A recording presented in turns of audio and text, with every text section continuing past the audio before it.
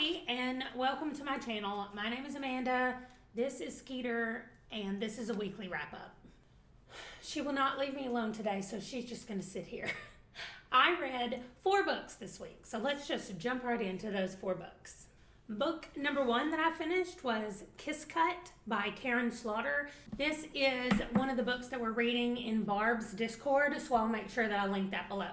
This is book 2 in the Grant County series by Karin, and we're following a doctor / medical examiner. It's in a small town in Georgia, I think, maybe Alabama. Anyway, she is a doctor in this little town, and she's also the medical examiner, and her ex-husband is the police chief. And so there's a lot of drama with the two of them, and they are trying to work their way back to each other, we'll just say, in these books so far, at least in the first 2. But this book, or this whole series actually, is really disturbing and gory and just depraved is a word I would say about it. So if you're wanting to get into this series, just go in knowing that so far the killer and the crimes have been very graphic and sexual in nature for a lot of them. So what I like about it is I do like the characters, especially the extra characters, because the main character and her ex-husband are not my favorite in the books, but I like the people around them. And I did like in this one that we got to see some of the ramifications from the last book and what happened to some of the extra people in the last book and how that is still affecting them and they're dealing with it going forward. So I do like that, and I will be continuing with book 3. Maybe after book 3, I'll just decide on a book-to-book basis, I think, because they are really hard to read, which is why I was so happy that I followed this up with Shadowblack, which is book 2 in the Spellslinger series. And this is also one that we're discussing on Barb's Discord. So go check out those links. They have a lot more read-alongs that they're doing in that Discord. These are just the ones I'm participating in. So we continue the story of what's going on with Karin. I think his name is Kaden. Now all of a sudden I'm thinking maybe it's like Kaylin or something. Anyway, he's not the star of the show anyway. The star is the Squirrel Cat, and he is my favorite of everything. And I have decided that I'm actually starting to take notes for some books that I read that I think have the best animal companions or partners. Don't call them familiars. And this is definitely one on the top of the list. I smile through the whole thing, even bad things are happening, but the Squirrel Cat is there and he makes everything 10 times funnier than it would be without him. So this is just a really cute story. I mean, I love the world and how he's learning that things are not just black and white. Like, you can't just learn how to fight your way out of every situation. Like, she's teaching him to use his brain and to assess the situation and see what needs to be done from there, and to kind of feel the way he needs to get out of situations instead of reverting to magic or trying to learn fighting techniques immediately. And I really enjoyed this. It's called Shadowblack because they have these things on their eyes. You can see on the cover of the page that he has one on his eye, and they think it's some kind of magical plague. And so they are helping track people who potentially have this, not track them, but find them to help them get better. And they learn some secrets along the way that tie back in to what happened in book 1. So I really like that. I'm definitely continuing with this series. It has been a lot of fun to read it. And another series that I read is Imitation in Death by J.D. Robb. I'm not even sure what number this is. I think it's like 15 or 16 at this point. It was so good. It's called Imitation in Death because the killer is imitating famous killers from the past. And so it was awesome. Like, the first murder was definitely Jack the Ripper, and then the next murder was somebody that I didn't know and had to go look it up. So it sent me doing some extra Googling. And what's funny is this book is set in the 2050s. And so she had a serial killer that was caught in 2023, and he was gonna mimic that serial killer. So I thought that was cool that she had to invent her own serial killer to have this guy imitate that future serial killer, future for us, past for him. Anyway, I just thought it was really cool. I love looking at the way she thinks the 2050s are going to be, and you could tell a difference in the tone. Well, she started saying terrorism and terrorists a lot more once you got past her writing in 2001, like the books from 2002 and the ones I'm in now, which are 2003, say terrorist. And I don't think any of the books before said that. Like, they reference terrorism being a thing.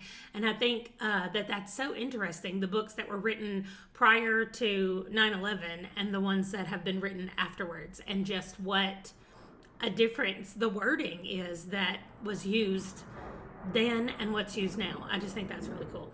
Also, the important thing in this book, if you're following along with me and you've read these before, this is the one where Peabody takes her lieutenant's test. And so that's what happened in this one, is that she took her lieutenant's test.